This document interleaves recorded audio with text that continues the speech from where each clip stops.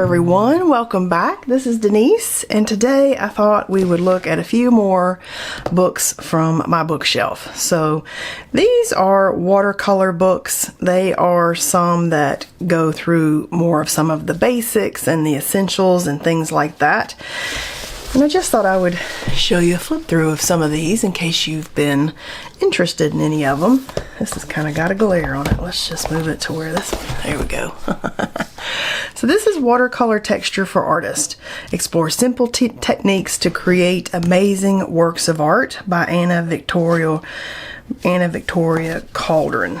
So, and it's really cool because I like that it goes through the different techniques that you might use to create texture. And you know, I love stuff like this where you're creating pattern and texture on top of watercolor with more watercolor and then add some marks. This would be another really good type design for the Mindful Watercolor book that we've been working on. The handmade book that we've been doing. Look how fun this is with the hearts. So again, this would be an excellent place to kind of study for a moment and pick out some favorite mark making and get some ideas for marks you might make in your watercolor. Whoa, look at the vases. Okay, I find that super inspiring. Can you see a whole page of vases and different patterns in the vases? I totally can. It's been a while since I've looked at this book. And then of course I love like big grid pieces where you do different patterns and shapes and textures and line. So this is excellent. This would have gone good with one of the other book videos that I have ready to film of some favorite authors and textures and stuff. So I've got some more books along this line that you're going to really love in another video. So texture swatching. She goes through some basics up here, so all the books tend to just hit the basics right up front, and then we come into doing some basic grids and patterns and textures, wet on wet, wet on dry, other media in there, and then seeing your finished sampler when you're done. So anything that is a sampler, I'm all about that. And some different effects for getting texture that don't include more paint, like salt, and different techniques with like cotton buds, and just some fun ideas. A sponge for getting different textures into your pieces.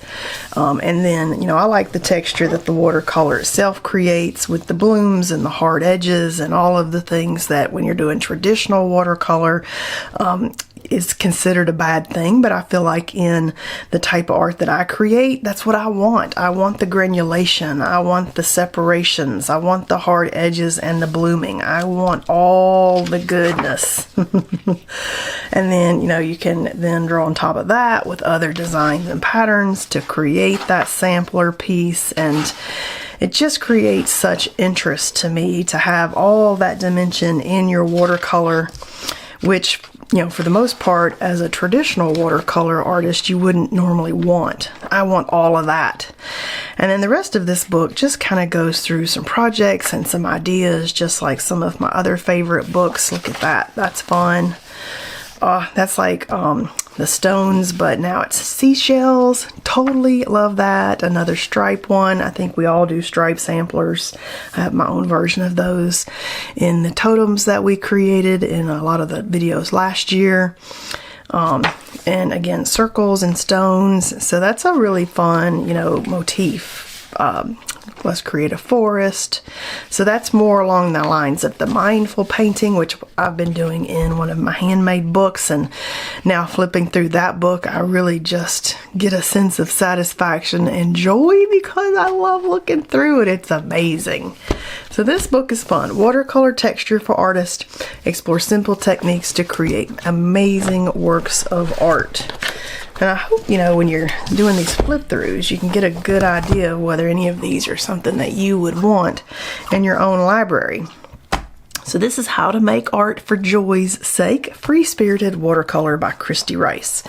So, you know, I'm all about joy in my creating also, and finding how to let go of the anxiety and the pressure that we put on ourselves as we're creating. And so a book that tells us how to get joy in our art, right up my alley. So this has got some basics and some materials and how to avoid distraction and just some little information here to start on. And then dry brush, wet brush, line work, ombre. It kind of goes through just like some of the others are basics. And then we get into some different rules like art for joy's sake is could, not should, light colors first, and then river scenes. So she starts getting into some basics of watercolor, the rules like, paint your light colors first and your dark colors on top of that. She just takes you through some of your lovely basics that maybe you didn't know. So rule 2, big washes first. This is a floral composition. And then rule 3, never use white. This is strawberries. I don't know that never use white is a rule that I adhere to. She says preserving your whites is a long-standing watercolor tradition or rule, if you will. Purist watercolorists will avoid white paint of any kind at all costs. So let's test the theory and practice it here.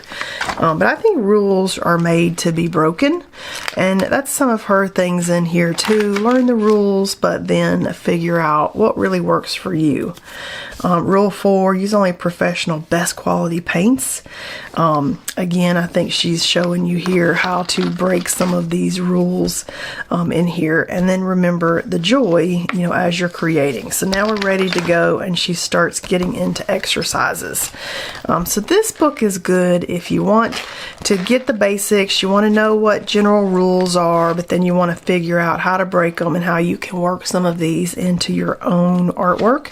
And we got lots of different little projects here that kind of help you along the way in that pursuit, and hopefully letting go of some of the anxiety that we get when we sit to create.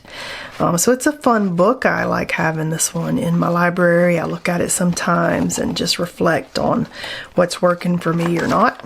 So a good one. Art for Joy's Sake, Free-Spirited Watercolor by Christy Rice. So this one is Bridget O'Connor, Watercolor Essentials, Hands-on Techniques for Exploring Watercolor in Motion. And it says we've got some lessons on DVD. So I do have the DVD here in the back. I'll tell you, I've never watched it. It's 70 minutes of DVD. I do have a DVD player, so I guess I could watch it. But, a lot of times when I get books, I'm looking for inspiration rather than exact technique. But she creates in a way that's different than I create in, and I find that interesting. And so that might be, a style later that I'm like, okay, how do we do this? Because I bought this book. Obviously, I'm interested in the style that she creates in. We talk about color in this book and some different basics. Let's just flip through this. I just don't feel like a traditional painter is the way that I have ended up going and enjoying my paint and my practice, even though I have like lots of books talking about the basics and how we get certain looks. I've just figured out through the years, because I've had a lot of these books for a long time. This is not the first time I have dove into my art practice with painting and stuff. I did it for years and years and years before I veered off into photography, and then I've just come back to it. So a lot of these I've had for a while, and then some of them I'm like, ooh, that's interesting. Maybe I want to look at it. And there for a while with the textures, I was making patterns and designs in watercolor on paper to get texture, and I photographed that, and we'd use those textures in our photography. So like I have flagged this page because I loved this texture here. And so this is a book that I bought during the photography age, figuring out how can I get more interesting textures in a big swash of color that I could then photograph and turn into a photo. Texture to mix in with my photographs, because I find some of these textures super cool when you mix them in with photos. You blend them in Photoshop, and then you kind of get more of a piece of art rather than a straight photo, which is the interest that I had in my photography, and that's how I grew this business starting in 2012. But now I've kind of come back to my art roots, and I want to go more into, you know, abstract painting and stuff like that. But this is a book that I got more for the texture techniques than the painting techniques. So it's an interesting little book to have if you're interested in texture and different things to make texture in your watercolor. So Watercolor Essentials by Bridget O'Connor. And then this book, Watercolor for the Soul, Simple Painting Projects for Beginners to Calm and Soothe and Inspire. So I like this because it is easy projects. You could come and just see, you know, how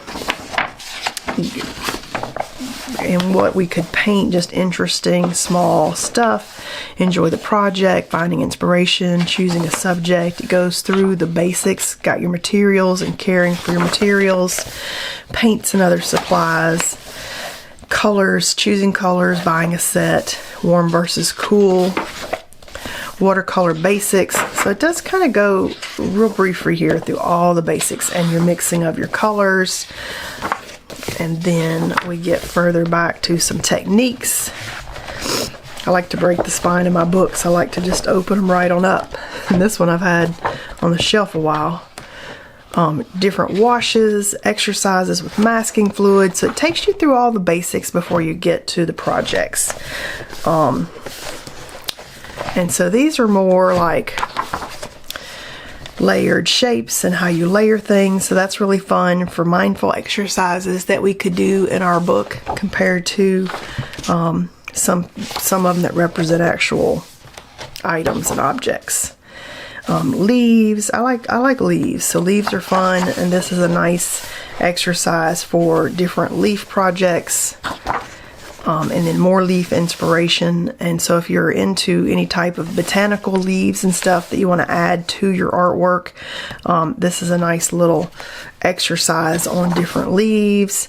And then she gets into different things like a jellyfish, and some of this is just kind of building on you know, a skill. You've got like a stone shaped top, and then you've got some pieces that come down, and then you've got some boulder pieces that come down also. So while this is not a hard project, it is a good skill building one for layering dry on top of wet on top of dry, and getting some texture in the head there of the jellyfish. So those are super fun.